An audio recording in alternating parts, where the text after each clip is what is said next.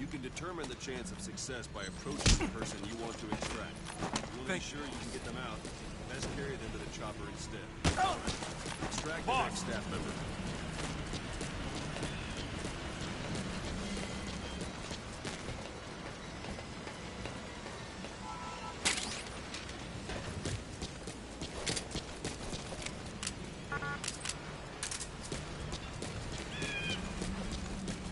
Extract it. I'm ready, boss. Use any method you like. I'm ready, boss. Start by knocking him out, or you can put him to sleep.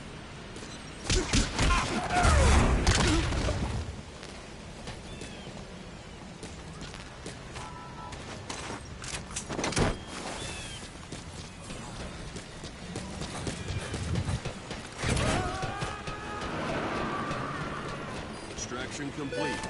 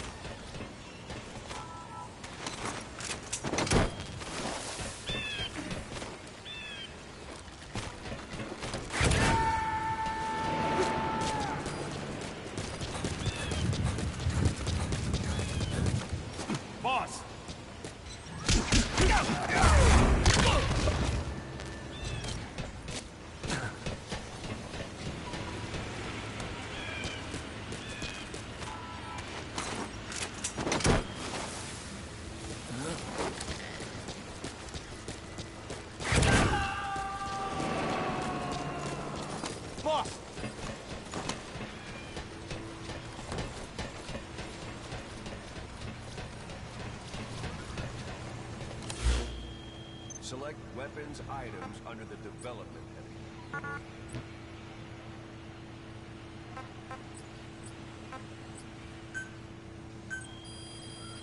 Now select cardboard box and start development.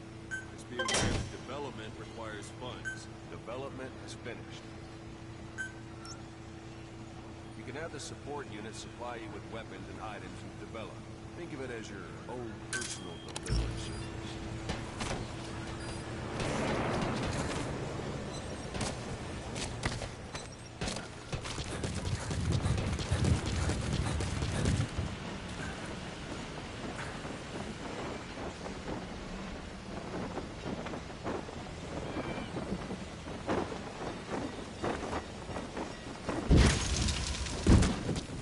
There it is. Not sure what it's good for, but Miller said you know what to do. Try it out. One last thing. The staff members you extracted were all placed on the R&D team, but that was Miller's decision. If you think they belong somewhere else, feel free to move them around. Well, that about does it. You won't make any GMP or find recruits hanging around here. Board the chopper when you're ready for a mission. Open your iDroid and select a landing zone to tell it where to pick you up. Or still in the mood for knocking guys off their asses. Stay around here a while. Give them in some practice. Just come pay me a visit.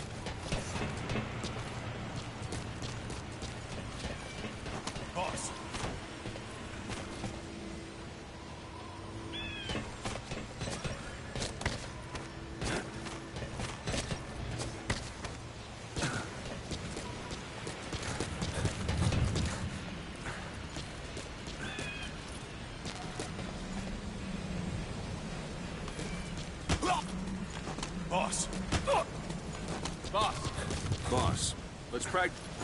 This isn't the time. Boss, let's practice your CQC. Begin by grabbing it. Give it a rest. Once you've grabbed someone, you're free to do as you like. Let's do this, Interrogate him, knock him out, kill him. Scratch that last one for now. Go ahead and knock him out.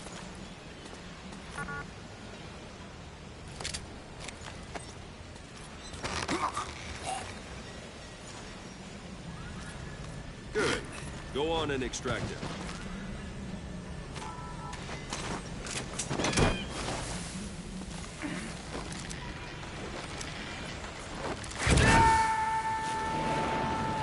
Now for fist fight. Strike an adversary repeatedly to knock him out. He'll stay unconscious for longer than I've been. Extract the staff member. Strike an adversary repeatedly to knock him out. He'll stay unconscious for longer than if you throw him. Ready, boss. Starting to feel like yourself again? The rest will fall into place with some tide in the field. Go ahead and call the chopper with your eyes on.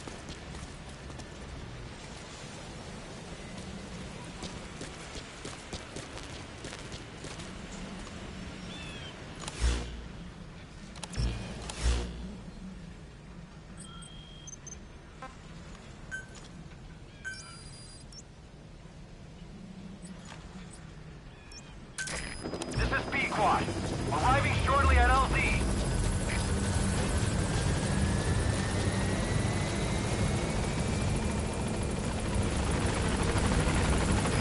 This is P-Quad. On station at LZ.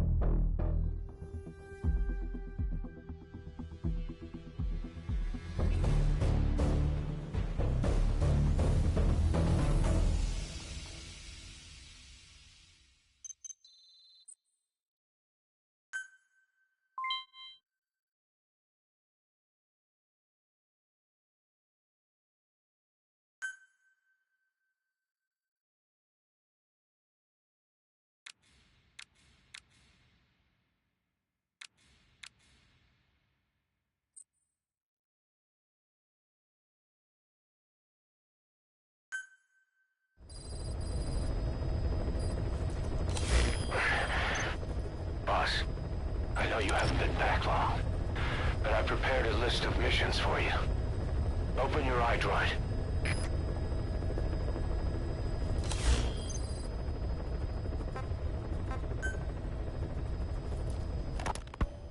You were hospitalized in Dekelia, a British sovereign base area on Cyprus. It's part of British overseas territory that falls outside of Cypriot jurisdiction. You got moved from Cuba's Little America right into Cyprus's Little Britain. Why Dekelia? The UK and the US remain close allies. The last place Cypher would think to look for you is inside their own system. That's what kept you safe in British military hospital for 9 years. The safest place from a whale is inside its own belly. You were a regular Geppetto. Well, it wasn't Pinocchio who led me out to safety. So who was that guy? Cypher went so far as to attack British territory, burning their own ally. That's how badly they wanted you dead. He said I was in a British military hospital. But the doctor had a Greek accent. They hire locally. Easier to trust them. Dekelia is also home to Greek Cypriots, after all. What about the Turks? They haven't returned to the south. Not yet. The Cyprus dispute is still a long way from resolved. The country is just as split as it was in '74. Turkish Cypriots in the north, Greek Cypriots in the south. Between them, the Green Line, the UN established. And Dekelia sits right on top of it. It does. Part of the buffer zone between the two groups. Another reason it was the perfect place to hide you. Easy to spot any outsiders snooping around. So how do things stand? Now, last year, the Turks declared that the Turkish Republic of Northern Cyprus is an independent state, though it's only Turkey that recognizes it. In the past, the Greeks and Turks lived side by side in the same villages. There are reasons to fight. Those came from the outside. Greece, Turkey, Britain, America, they all had their own stake in pitting the two sides against each other. But once you spark something like this, it's impossible to control. Both sides build up grudges like debt, without the foresight to see that each act of revenge just fans the flames. And then it's too late for other nations to rush in with peace talks. The embers keep on smoldering. Each nation's arrogance only breeds anarchy. The world is paralyzed by this hunger for revenge. Cyprus is no different.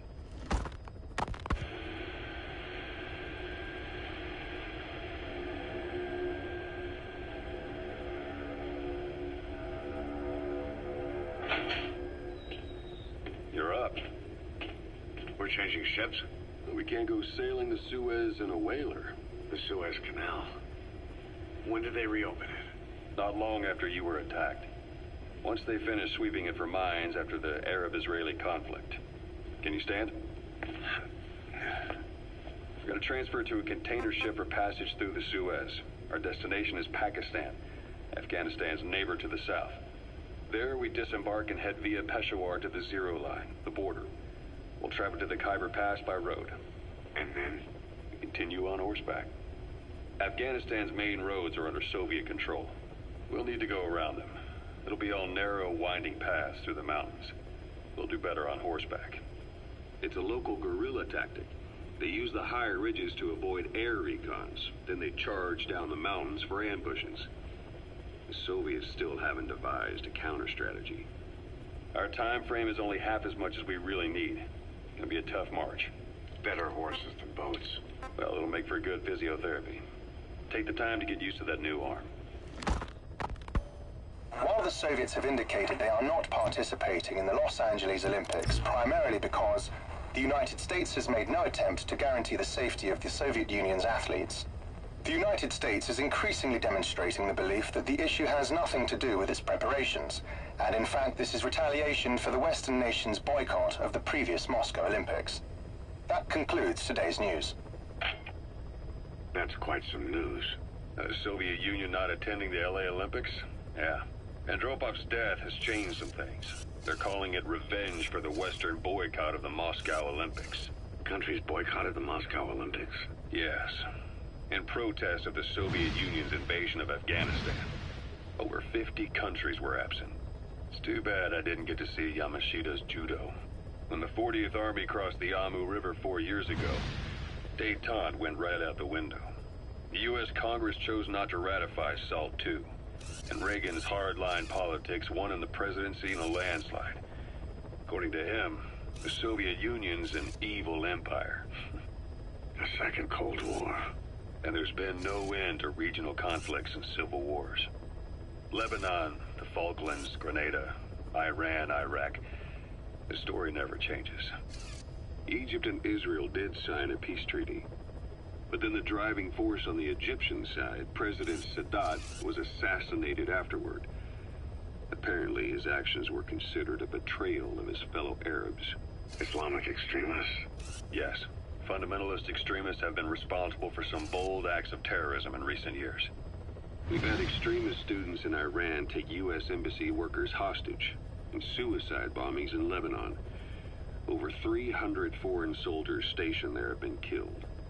The countries have yet to develop an effective means of dealing with terrorism. Afraid of losing their own men, they've pulled their forces out, handing private forces a golden opportunity. Private forces. Small armies with no national affiliation, working for the highest bidder. That's right, they got the idea from you. After Mother Base went down, they began spreading to meet the soaring demand.